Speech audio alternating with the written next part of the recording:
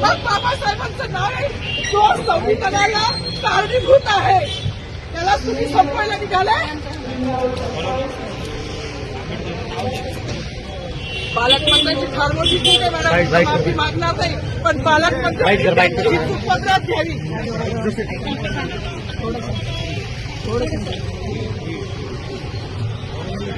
मला मीडियाशी घेणं नाही मॅडम, मला सस्पेंड केलं, मी मारूचे गाड्या उठतील, मी माफी काम करीन पण बाबासाहेबांची ओळख पुसून येणार नाही. मला सस्पेंड करायचं करू शकता मॅडम. बाबासाहेबाला संपवायचं काम करायचं नाही.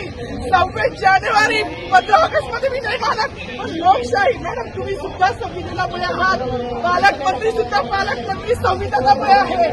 कोणताही जाती भेट नाही, सगळी समानता त्याची आहे. बाबासाहेबांचं नाव आता तरी भाषणात येईल, मग तरी भाषणात येईल.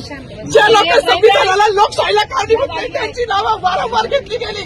मग जो संविधानाला कारणीभूत आहे तो प्रजासत्ताक जो मालकी आहे त्याचं नाव भाषणात का नाही. 100 वर्ष शेळी होऊन जगण्यापेक्षा एक दिवस वाघ बनून जगा. आठवण इतिहास